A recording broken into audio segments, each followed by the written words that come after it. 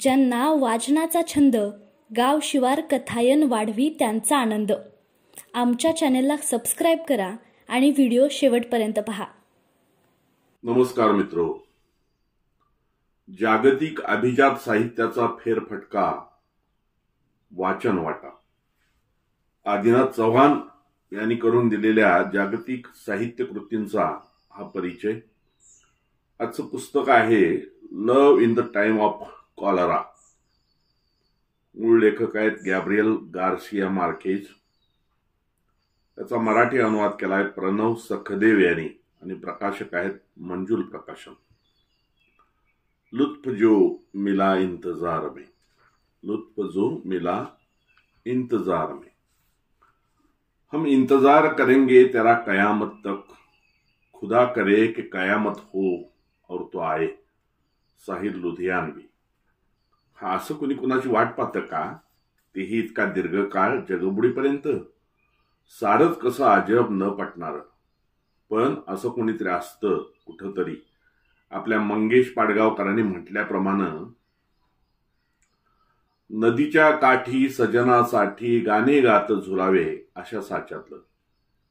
साऱ्याच प्रेम कहाण्या सुखांत नसतात. बहुतांश कहाण्यांचा अंत हा शोकात्मक असतो. कारण काही असो, ताटातूट ठरलेली. पण जगराहटी काही असली तरी प्रेम करायचं कोणी थांबतं का? दुनियेच्या आरंभापासून हा सिलसिला सुरू आहे आणि अंतापर्यंत तो सुरूच राहील. साहिर लुधियानवी म्हणतात तसं कल्पांतापर्यंत प्रलय तिची वाट पाहण्याची त्याची तयारी आहे. परमेश्वर करो तो विश्वाचा अखेरचा दिवस उजाडावा आणि तू यावस. ही कवी कल्पना असली तरी प्रियेसाठी अवघ्या जगाला कयामतच्या जोखडात अडकवण्याची तयारी दाखवणाऱ्यांची कमी नाहीत दुनियेत. जळगाव जिल्ह्यातील 40गाव मधील एक कलाकार केकी मूस यांची दंतकथेसारखी वाटणारी प्रेमकथा कदाचित तुम्ही ऐकली असेल. आंतरराष्ट्रीय ख्यातीचा कलाकार आता हयात नाही. तो चित्रकार होता, छायाचित्रकार होता, शिल्पकार होता, ओरिगामी कलाकार होता. मूर्ख लोकांच्या संगतीत राहण्यापेक्षा एकटेपण परवडलं असं त्याचं रोकडं मत. सुमारांची संगत टाळून त्याने एकांतवास पत्करला. जगाला फाट्यावर मारून कला साधनेत रमला. त्यासाठी 40गाव रेल्वे स्थानकाजवळील वडिलार्जित दगडी बंगल्यात त्यानं स्वतःला अक्षरशः कोंडून घेतलं आणि झपाटल्यासारखी कला निर्मिती केली. तत्कालीन पंतप्रधान पंडित नेहरूंसह देश विदेशातील अनेक मातब्बर त्याच्या कलेचे दिवाने होते. तरुणपणी मुंबईतल्या एका तरुणीवर त्याचं प्रेम होतं. पण त्याच्या लग्नाला तिच्या वडिलांचा विरोध होता. का? तर हा भिकारडा कलाकार तुला कसा सुखात ठेवेल हा व्यवहार्य प्रश्न. त्याचं उत्तर ना तिच्याकडे होतं ना त्याच्याकडे. तरीही तिने केकी मूसला सांगितलं, तू निघ, मी कलकत्ता मेलनं 40गावला येते. तो 40गावला परतला. कलकत्ता मेल दररोज मुंबईहून येत होती, पण ती काही आली नाही. तो मात्र कला साधना करता करता दररोज कळत न कळत कलकत्ता मेलची वाट पाहायचा. तब्बल 50 वर्ष हा क्रम अविरत सुरू राहिला. त्याची प्रतीक्षा संपली नाही. 31 डिसेंबर 1989 रोजी तिच्या भेटीविनाच त्यानं अखेरचा श्वास घेतला. चटका लावणारी कहाणी आपल्या भोवतालातली तर आहे. एकमेकांसाठी जीव देणाऱ्या लैला मजनूपेक्षा आयुष्यभर जीव झुरणीला लावणारं हे संयत समर्पण खचितच महान आहे, नाही का? Love in the time of cholera ही विश्वविख्यात कादंबरी. दक्षिण अमेरिकेतील नोबेल पुरस्कार विजेते लेखक गॅब्रियल गार्सिया मार्केज यांची कलाकृती. तिचं कथासूत्रही साधारण असंच केकी मूसच्या जातकुळीतलं, पण सुखांत. फ्लोरेन्तिनो अरिसा आणि फर्मिना डाझा यांची प्रेम कहाणी. दक्षिण अमेरिकेतील व्हाईसराय शहरातला डॉक्टर जुव्हेनल अर्विनो हा एक प्रतिथेश डॉक्टर. कादंबरीच्या सुरुवातीला त्याचा जवळचा मित्र जेरेमी मरतो. डॉक्टर अर्विनो मृतदेहाची तपासणी करायला जातो. जेरेमीनं वयाच्या 60व्या वर्षी गोल्ड सायनाइड फेपर्स वापरून आत्महत्या केलेली असते, कारण त्याला म्हातार व्हायचं नसतं. डॉक्टर आर्बिनो घरी परततो तेव्हा त्याचा लाडका पोपट पिंजऱ्यातून उडून आंब्याच्या झाडावर जाऊन बसलेला असतो. पोपट पकडायला गेलेला डॉक्टर शिडीवरून घसरून पडल्यानं मरतो. नंतर या कादंबरीचा नायक फ्लोरेन्तिनो आरिझा प्रवेश करतो. फर्मिना ही डॉक्टर आर्बिनोची बायको. त्याआधी तरुणपणाच्या उंबरठ्यावर असताना फर्मिनाचं फ्लोरेन्तिनोवर अत्यंतिक प्रेम असतं. फर्मिनाच्या वडिलांना ते पसंत नसल्यानं ते फर्मिनाला एका नातेवाईकांकडे पाठवतात. परत आल्यावर 17 वर्षाची झालेली फर्मिना फ्लोरेन्तिनोनं तिला विसरावं असं सांगते आणि डॉक्टर आर्बिनो सोबत लग्न करते. फर्मिना आणि आर्बिनो हे एक आनंदी जोडपं असल्याचं भासवत असलं तरी प्रत्यक्षात तसं नसतं. डॉक्टर आर्बिनो बाहेर दुसऱ्या एका महिलेत गुंतलेला असतो. आर्बिनो प्रख्यात डॉक्टर असल्याचं आणि त्याला समाजात मोठं स्थान असल्याचं लक्षात आल्यावर फर्मिनाला प्राप्त करण्यासाठी फ्लोरेन्तिनोही यशस्वी व्हायचं ठरवतो आणि ते स्वप्न पूर्णही करतो. काहीही करून फर्मिनाचं प्रेम मिळवायचंच हे त्याचं उद्दिष्ट. त्यासाठी कितीही काळ वाट पाहायची त्याची तयारी असते.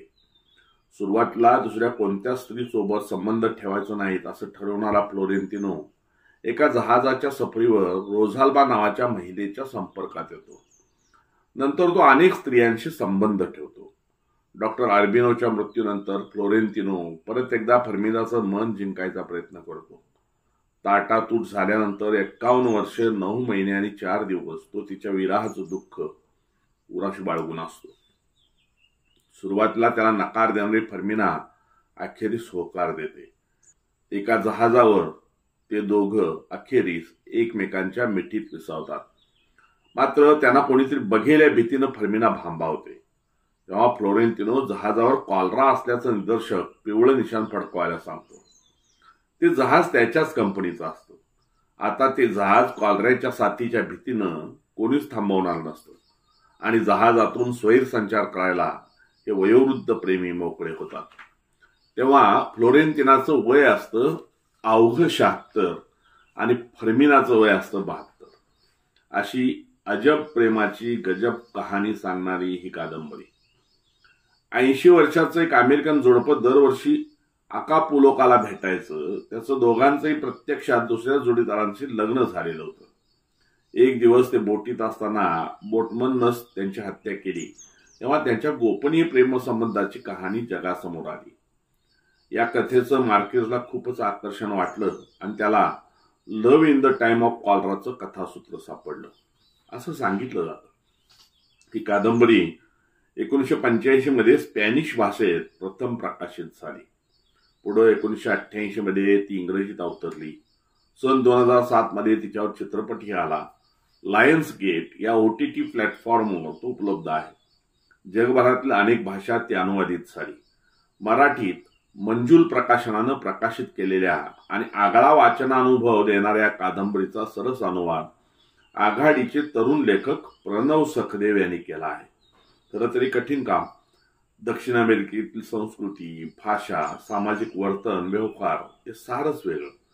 प्रणव सखदेव यांच्या प्रत्येकारी अनुवादामुळे मूळ कादंबरीतला आशय आपल्यापर्यंत ठाशीवपणे पोहोचतो. इथं कथासूत्र थोडक्यात सांगितलं असलं तरी या कादंबरीचा पट विशाल आहे. दक्षिण अमेरिकी समाज जीवन, तिथल्या समजुती, गैरसमजुती, श्रद्धांधश्रद्धा, कॉलऱ्याच्या साथीनं उडालेली धुळधाण, रात्री रंगणाऱ्या मेजवान्या, शहरातली वेगवेगळी प्रेम प्रकरणं याचं नेटकं वर्णन लेखक करतो. भाषा वैभव तर अफलातून. जगण्याविषयी कसलीही भिडभाड न ठेवता मांडलेलं लख्ख तत्वज्ञान चकित करणारं. वैश्विक वाङ्मय थोर का असतं हे समजून घ्यायचं असेल तर 370 पानात आयस्पेस पसरलेले पुस्तक वाचायलाच हवं. वानगी दाखल फ्लोरेन्तिनो आणि फर्मिना शेवटी बोटीतून प्रवासाने निघतात त्यावेळीचं वर्णन करणारा हा उतारा. बोट दृश्य प्रवाहांमधून दलदलीतून जिथे कोळ्यांच्या बोटींचे दिवे शांतपणे हिंदकळत होते तिथून पुढे गेली आणि शेवटी तिने मागदालेना नदीच्या विशाल पात्रात मुक्त श्वास घेतला. मग बँड लोकप्रिय धून वाजू लागला. आनंदी प्रवाशांची गर्दी जमली आणि त्या गर्दीत नाच सुरू झाला. फर्मिना डाझाने तिच्या केबिन मध्ये थांबून राहणं पसंत केलं. त्या संपूर्ण संध्याकाळभर ती एकही शब्द बोलली नव्हती आणि फ्लोरेन्तिनो आरिसाने तिला तिच्या विचारात मग्न राहू दिलं. ती दमली नव्हती.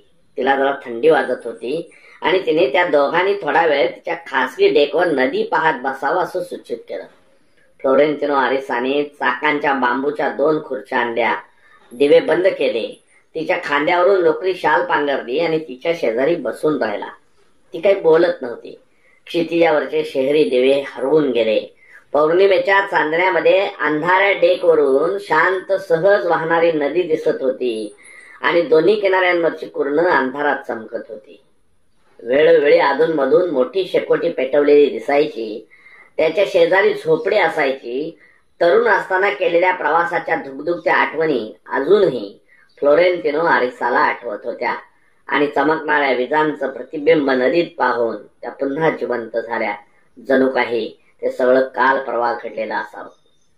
त्यातल्या काही आठवणी त्याने फर्मिना डाझाला सांगितल्या, त्यामुळे कदाचित ती थोडी हालचाल करेल असं त्याला वाटलं होतं. परंतु ती धूम्रपान करत वेगळ्याच कुठल्या तरी जगात गेली होती. फ्लोरेन्तिनो आरिसाने त्याच्या आठवणी सांगणं थांबवलं आणि तिला तिचं राहू दिलं. मध्यरात्रीनंतर संगीत संपून गेलं. प्रवाशांचे आवाज विरून गेले आणि झोपाळू कुजबूज सुरू झाली. डेकच्या अंधारात 2 एकटी हृदये बोटीच्या श्वासोच्छ्वासाबरोबर त्या कालोखात धडधडत होते. कादंबरीचे लेखक गॅब्रियल गार्सिया मार्केज मूळचे दक्षिण अमेरिकेतील कोलंबियाचे.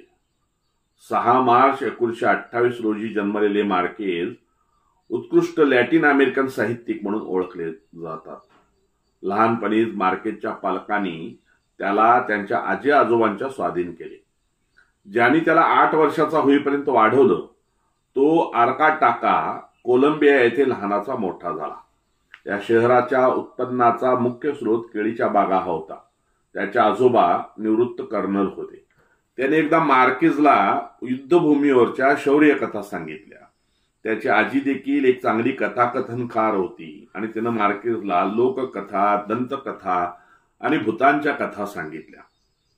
बालपणीचं हे संचित त्याच्या लेखक म्हणून झालेल्या जडणघडणीत उपयुक्त ठरलं. मार्केजचं स्वतःचं जीवन देखील कॉलराच्या काळातील प्रेमाच्या घटना आणि पात्रांशी समांतर आहे. फर्मिना डाझाप्रमाणेच मार्केजच्या प्रेयसीनं लग्नासाठी हात मागण्यासाठी त्याला प्राथमिक शाळेतून पदवीधर होईपर्यंत प्रतीक्षा करण्यास सांगितलं होतं. तिच्याशी लग्न करण्यासाठी मार्केजला 14 वर्ष वाट पाहावी लागली. असं वास्तव आणि अद्भुत एका कल्पित कथेत गुंफून सादर करणाऱ्या लेखन प्रकाराला मॅजिकल रिअलिझम म्हटलं जातं आणि मार्केजना या प्रकारातलं वस्ताद मानलं जातं. 1967 मध्ये प्रकाशित झालेल्या 100 Years of Solitude या कादंबरीसाठी ही मार्केज प्रसिद्ध आहे. जगातील मोजक्या अभिजात साहित्यात या अव्वल कलाकृतींची गणना होते. काही लोक कमालीचे हट्टे असतात. Love in the time of कॉलराचा नायक फ्लोरेन्तिनो आरिसा हट्टीपणाचा अर्कच. फर्मिनाच्या प्रेमानं पछाडलेला फ्लोरेन्तिनो अखेर तिला प्राप्त करतोच.